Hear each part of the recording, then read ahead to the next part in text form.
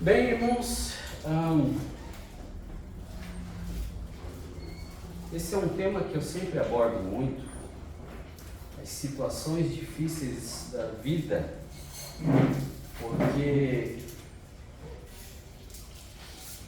a vida do salvo, a vida do crente, ela, enquanto estiver nesse mundo, enquanto estiver aqui, inevitavelmente a gente vai ter dificuldades, vai ter problemas e, baseado na mensagem de hoje, irá ter tempestades.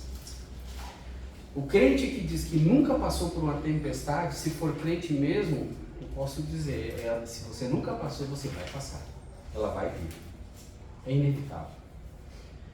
Agora, pode ter gente que vai dizer, não, eu nunca passei por coisas assim, mas aí tem que pensar, será que realmente é salvo? Será que realmente pôs a fé em Cristo? Porque nós somos estranhos nesse mundo. Esse mundo, nesse mundo nós somos estrangeiros.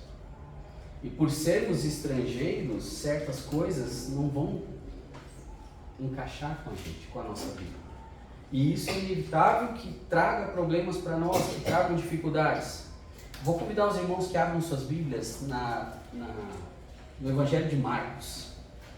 Marcos, capítulo 4. Marcos, capítulo 4. Antes do capítulo 4, Marcos vai mencionar algumas situações onde o Senhor Jesus está ensinando os seus discípulos muitas coisas, por parábolas, por histórias, mostrando para eles como é a vida, como seria a vida de um cidadão do reino. E ali ele está preparando eles, digamos assim, didaticamente, ou melhor, teoricamente. Mas ele não ficou só na teoria. Ele foi para a parte prática da coisa. E é sobre isso que nós vamos falar hoje. Marcos capítulo 4, a partir do verso 36. Aqueles que podem, eu peço que se coloquem em pé para lermos a palavra de Deus. Marcos capítulo 4, a partir do verso 36. E eles, deixando a multidão, o levaram consigo, assim como estava no barco, e havia também com ele outros barquinhos. E levantou-se grande temporal de vento. Marcos 4, 37 agora. E levantou-se grande temporal de vento, e subiam as ondas por cima do barco, de maneira que já se enchia. E ele estava na popa, dormindo sobre uma almofada. E despertaram-no, dizendo-lhe, Mestre, não se te dá que pereçamos?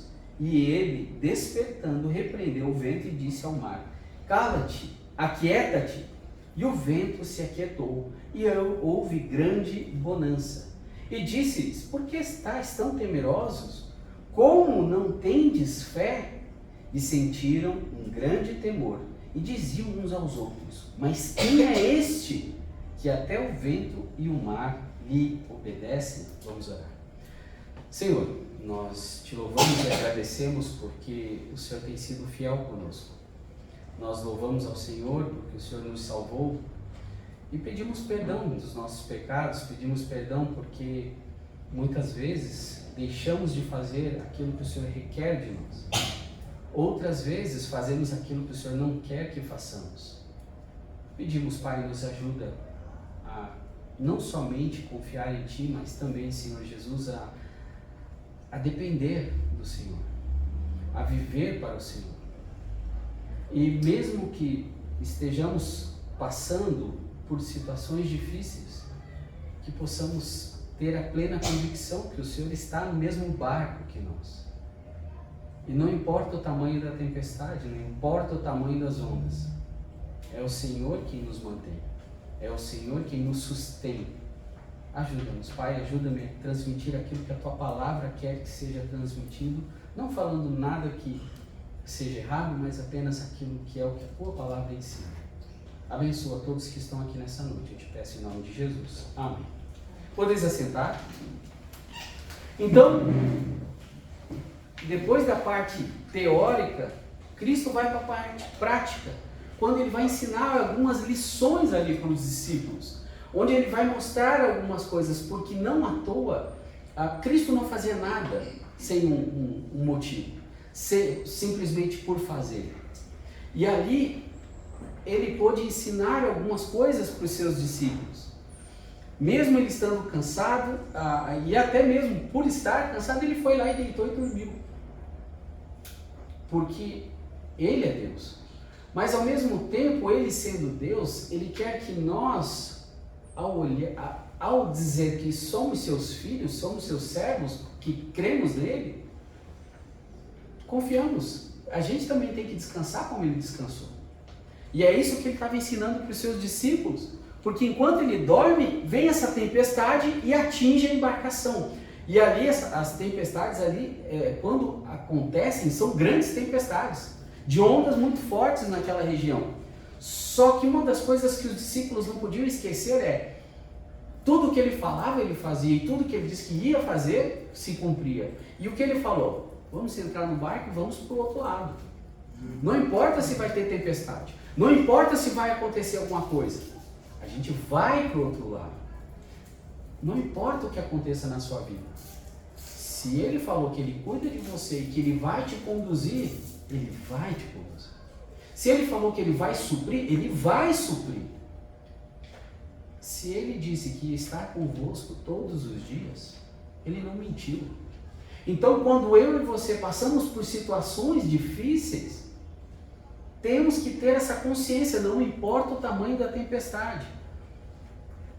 O Senhor Jesus, ele sempre foi marcado por controvérsias. Não é que ele estivesse errado, mas é porque todos ao redor deles estavam. E as pessoas sempre pensam que as coisas são de um jeito, quando ele vinha e mostrava, é de outro jeito. E aí os discípulos, ao ver o que ele fez, e viram o poder dele, eles já tinham visto de outras formas. Mas eles viram uma coisa diferente naquele momento. Ele não só fez uma multiplicação. Ele mexeu com a natureza. É algo que eles não estavam acostumados a ver. E aí eles pararam e viram e disseram, que homem é esse? Que homem é esse? Eu não sei da sua vida particular, mas você já passou por alguma coisa assim? Eu não digo por um fenômeno da natureza que você orou e Deus fez um milagre. Mas você já experimentou na sua vida algo que você sabia e você tem a plena convicção que foi resultado da sua oração? Que foi resultado de que ali você estava clamando a Deus e dizendo, Senhor, se o Senhor não fizer nada, eu não aguento mais não. Se o Senhor não mover a sua mão, eu não sei o que vai acontecer. E aí você viu Deus lá, o Senhor Jesus ir lá e mover. Já passou por isso? Já teve essa experiência? Porque é uma experiência que eu vou falar para vocês. É algo sensacional. Você chora. Porque você tem a convicção plena que foi Deus quem mudou a situação. Foi Deus que reverteu a história inteira. Eu já passei por isso. De formas extraordinárias, até mesmo numa situação de assalto. Deus já fez algo assim para mim. E é algo que os discípulos estavam aprendendo e que nós devemos aprender e observar isso constantemente. E eu quero ficar nessa pergunta: que homem é esse? Que homem é esse? E primeiramente eu vou falar, ele é quem acalma as tempestades, o verso 39. E ele, despertando, repreendeu o vento e disse ao mar, cala-te, aquieta-te. E o vento se aquietou e houve grande bonança. Ou seja, ele acalma a tempestade independentemente da sua origem. As tempestades tendem a manifestar-se de várias maneiras nas nossas vidas. E você e eu temos a tendência de dizer o quê? Você e eu temos a tendência de fazer a mesma coisa que os discípulos. Olha lá o verso 38. Mestre, não se te dá que pereçamos? Mestre, a gente está sofrendo. Mestre, a gente está angustiado. Mestre, levanta o cidadão para comprar a estância. Mestre, faz alguma coisa. Não se te dá que a gente está aflito porque a gente quer ver a igreja crescer? E é natural que essas dúvidas entrem no nosso coração. Que esse tipo de pergunta entre no nosso coração. Porque nós queremos muito que Deus faça algo. Mas Ele tem o tempo dele. Ele tem a hora dele. Não é a nossa hora. E aí parece que Ele está dormindo, não parece? Às vezes a gente pensa, o Senhor está... Porque eu não estou ouvindo a sua voz, eu estou clamando, Senhor, ajuda. Ajuda. Existem, e aqui eu vou entrar em algumas partes, alguns tipos de tempestades que podem entrar na sua vida. Uma tempestade de origem satânica. Que tipo? Porque a Bíblia fala que a gente não pode ignorar as ardias de Satanás. Tentações. Tentações vão vir na minha vida e na sua vida. E eu não falo só tentações de natureza moral. Todo tipo de tentação. A tentação de mirar, a tentação de ficar com raiva de alguém, a tentação de desobedecer a Deus em qualquer uma das suas formas. Seja não perdoando um irmão, seja não fazendo aquilo que eu tenho que fazer. Porque Satanás vai usar as nossas fraquezas, ele vai usar às vezes ele vai lançar o dardo inflamado ali, dizendo, não, sai não. Você está vendo como está difícil, as pessoas estão quente, não vai para o culto não, está muito quente, lá poucas pessoas na quinta-feira. São inúmeras as tentações que ele vai lançar, os dardos. Cabe a nós pararmos e não deixar que isso influencie a nossa vida. Mas também tem tempestades de origem física. Às vezes você está lá, está tudo muito bem, e de repente você vai fazer os exames médicos e no exame aparece que você está com câncer, ou que você tem alguma outra doença séria, grave. Tempestades. Elas vão vir. Quer nós gostemos ou não, elas vão vir. Doença, acidente. Às vezes você só recebe o telefonema. E aí?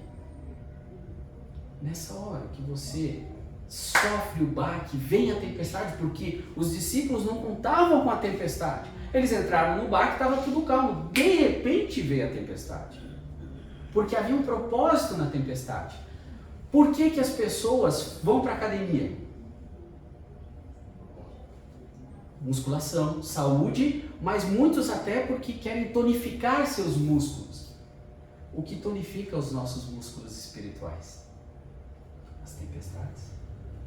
Porque elas vão fazer com que a nossa fé seja desenvolvida. A nossa fé vai ser trabalhada com a dificuldade. A nossa fé vai ser moldada na dificuldade. Por isso veio. Às vezes é um conflito com o filho, com a filha, com o marido, com a esposa. Mas vai vir. Tá tudo bem, de repente, uma palavra diferente, uma coisa que o cônjuge não gostou e cria-se um conflito. E aqui eu não estou justificando, nós temos que ter sabedoria para não entrar em conflitos, mas de repente você fala, poxa, estava tudo tão bom e de repente virou tudo. Tudo virou de cabeça para baixo. São tempestades. Tempestades emocionais, os conflitos que eu acabei de mencionar. Tempestades financeiras. De repente você não espera, mas tem que gastar uma fortuna com algum problema no carro, com algum problema de saúde. E se o cartão vai lá em cima e fica difícil para pagar as contas, e você diz, Senhor, me socorre, porque eu não sei nem como eu vou pagar isso. Tempestades. Tem muitas outras coisas que eu podia mencionar. No entanto, independentemente da origem da nossa tempestade, existe alguém que ainda pode dizer, aqui Aquieta-te. Aquieta-te. Cala-te. Deu.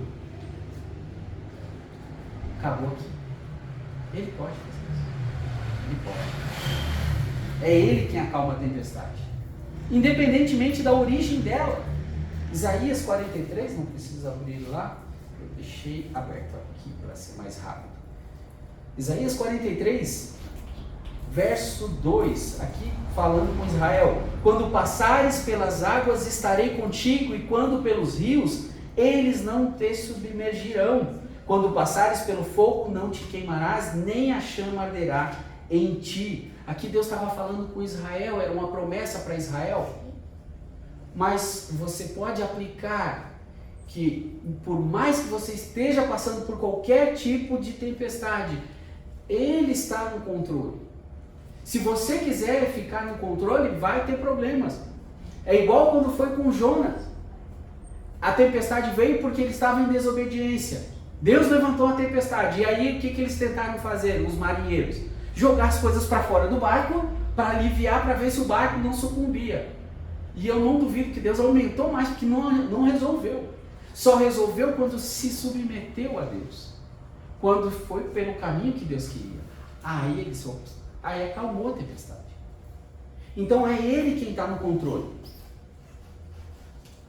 É Ele quem acalma a tempestade, independentemente da força. Às vezes as tempestades da vida são mais brandas, mas há outras vezes em que elas nos derrubam, nos destroem. Porque são situações que a gente não esperava passar.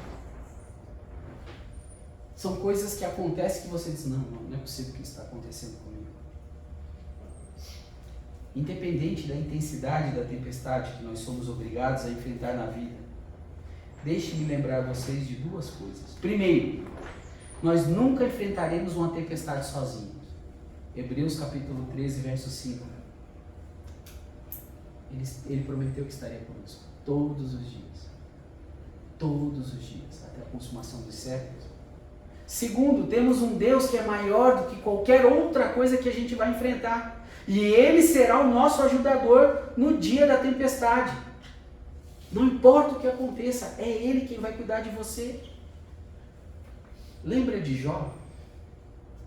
Jó passou por tudo que ele passou, ele perdeu tudo, ele perdeu os filhos, perdeu os bens, perdeu tudo, a esposa ainda queria que ele amaldiçoasse a Deus. E depois que ele passou por todas aquelas coisas, o que ele fala lá na frente? Porque eu sei que o meu Redentor vive.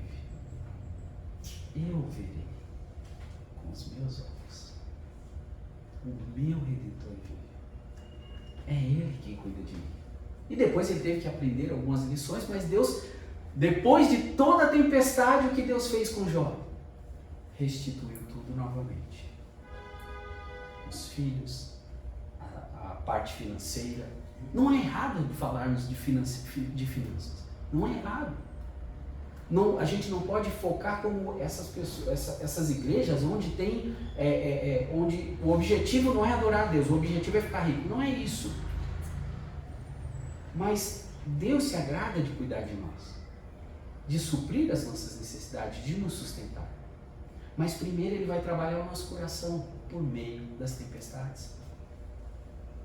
Independentemente do seu curso, Ele é quem acalma a tempestade. Não importa qual seja o resultado da tempestade, ou o tempo que ela leve, Deus ainda usará a sua vida para a glória dEle e para o seu próprio bem. Romanos 8, 28. Deixa eu abrir lá em Romanos rapidinho. Romanos 8, 28.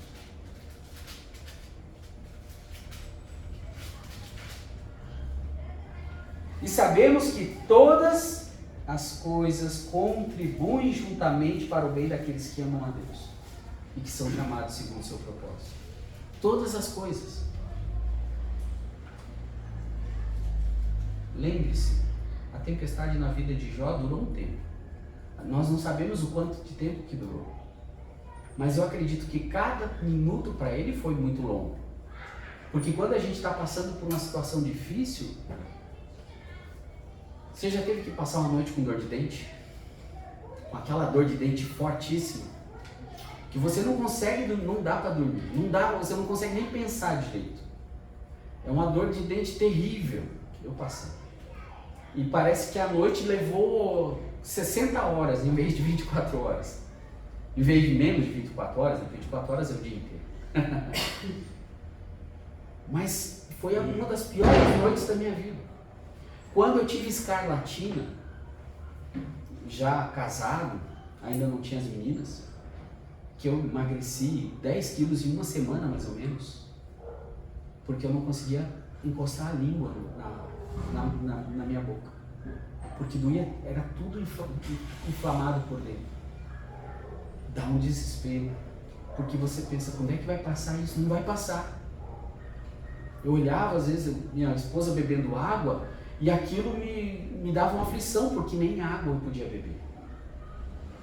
Então, às vezes, por mais longa que essa tempestade, que a dificuldade pareça ser, igual agora nós estamos orando constantemente, Senhor, ajuda a vender distância, a gente precisa construir, a gente quer poder nos reunir numa igreja e aí dar o prosseguimento a todo o processo que a gente quer fazer, e parece que está demorando cada vez mais e demorando e demorando.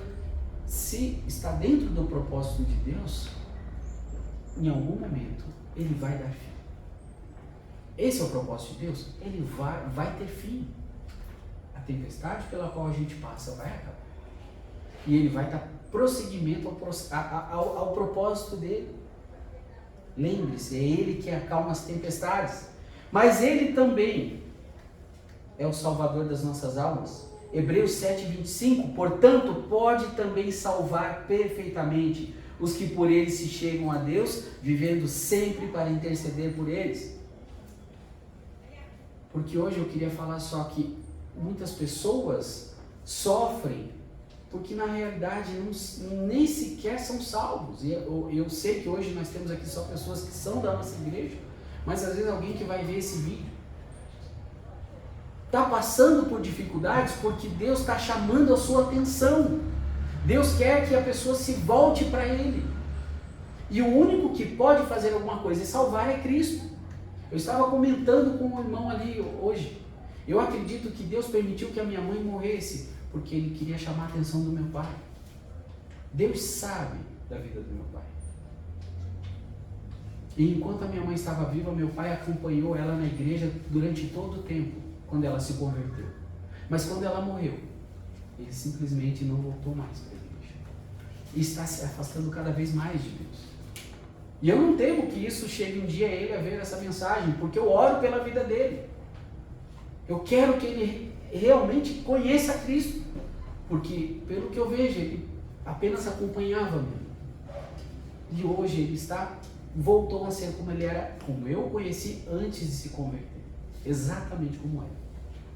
Então, às vezes, algo muito ruim que acontecer na sua vida tem um propósito. É a graça de Deus. A graça se manifestando na sua vida. Parece um problema, mas o objetivo é te chamar a atenção. Para que você veja, olha, Deus está me chamando. Creia em Cristo. Entregue a sua vida para Cristo. Permita que Ele transforme verdadeiramente a sua vida. Quem é esse homem? Ele é o que acalma a tempestade. Ele é o Salvador das nossas almas. Ele tem o poder para comprar. Ele tem o poder para te salvar. Ele tem o poder para te purificar. Às vezes você luta com o pecado. Às vezes você está passando por situações onde você diz, eu não consigo vencer isso aqui. Eu não consigo deixar de pecar. Eu não consigo deixar certas coisas que eu sei que desonram a Deus. Ele pode fazer isso por você. Se o Filho vos libertar, verdadeiramente sereis livres. Mas você tem que buscar. Buscar-me-eis e me achareis, se me buscardes de todo o vosso coração. E enquanto o coração por completo não estiver disposto a buscar a Deus, o que vai acontecer? Ele vai permitir que as coisas piorem. Enquanto Jonas não reconheceu, a situação ficou mais e mais difícil. Até que ele ouviu a voz de Deus e obedeceu. Nós precisamos realmente querer mudar, realmente querer buscar o Senhor, porque senão Ele vai sim usar a tempestade. E saiba de uma coisa, um crente, alguém que aceitou a Cristo como Salvador, fora da vontade de Deus, é alguém que tem uma tempestade a caminho da vida dele. Alguém que vive para si e não vive para Deus, tenha certeza disso. A tempestade é você aceitou a Cristo, mas está vivendo para si, não está vivendo para Deus. Saiba que a tempestade vai chegar.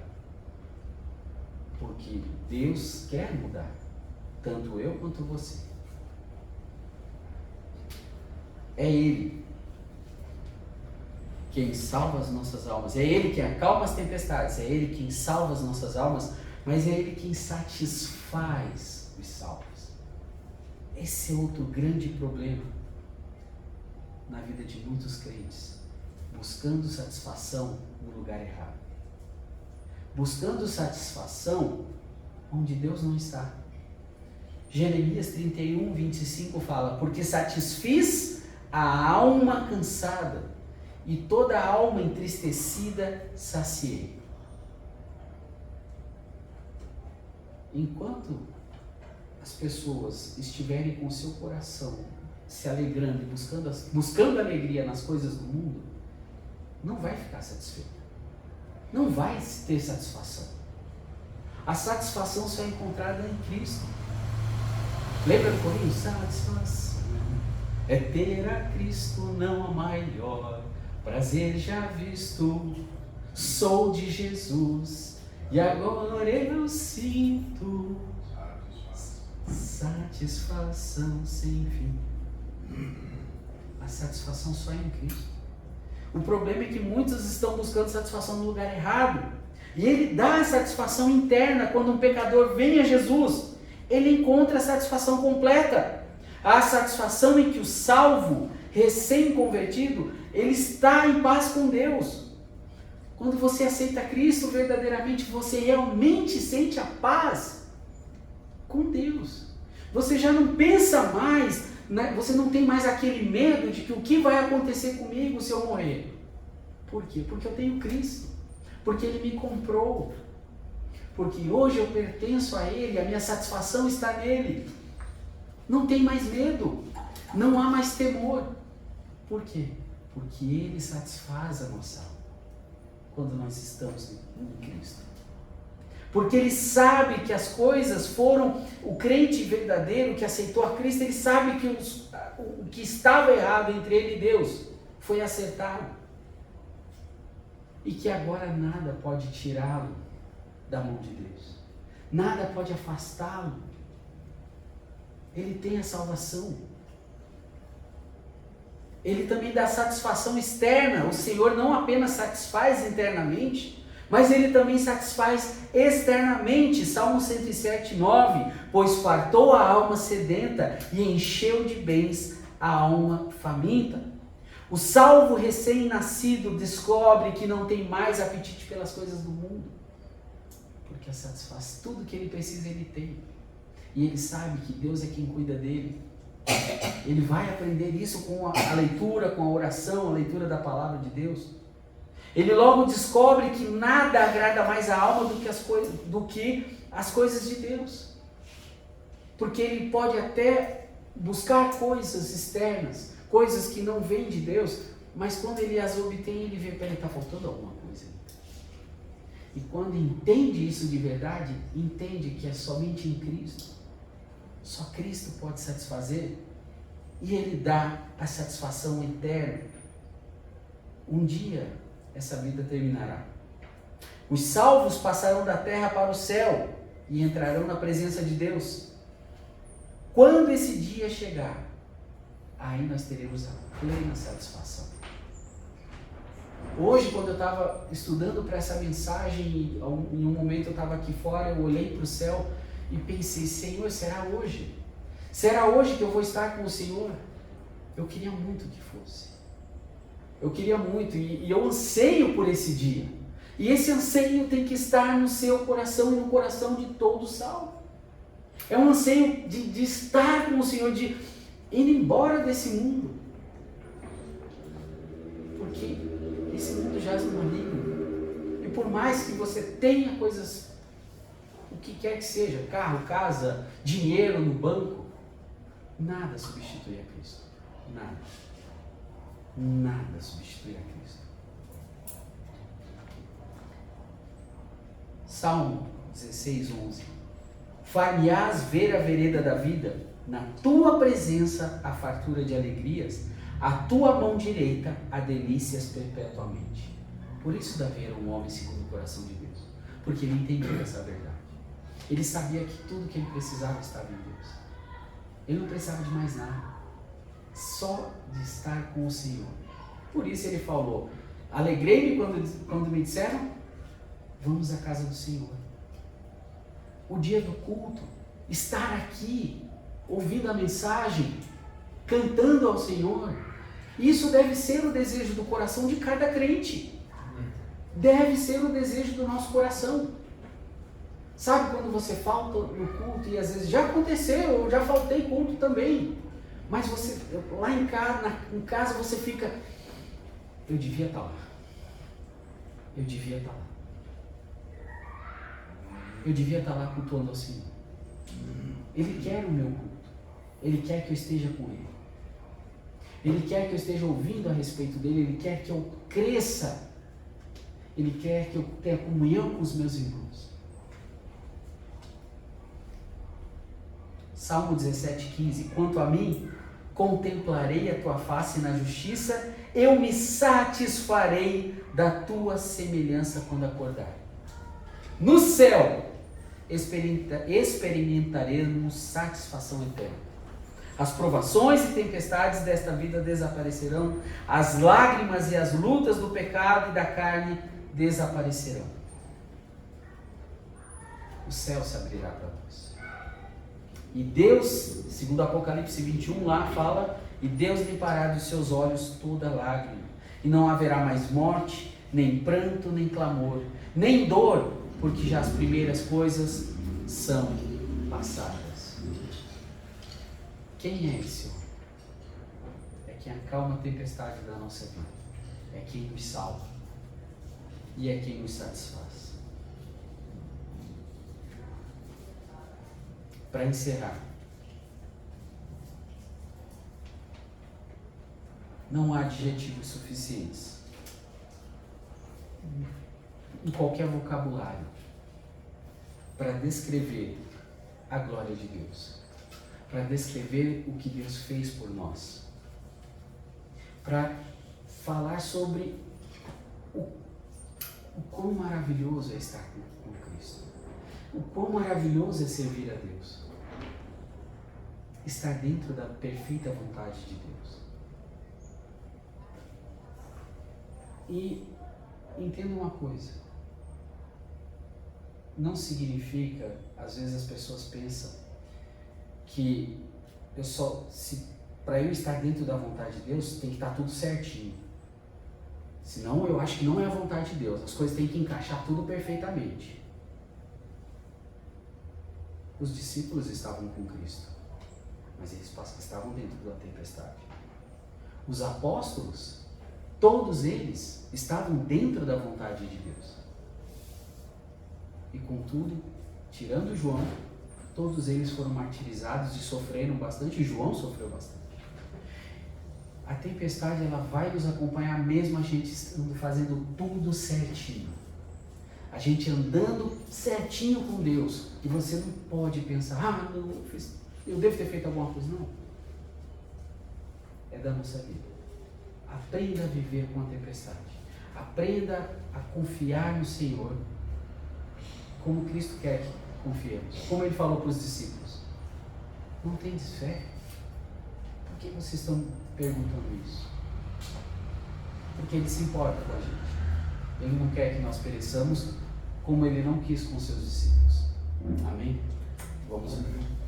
Senhor, obrigado pela Tua palavra. Que possamos confiar no Senhor. Que possamos descansar no Senhor. Sabendo que as tempestades na nossa vida, elas vão vir. Notícias ruins vão vir também. Problemas também.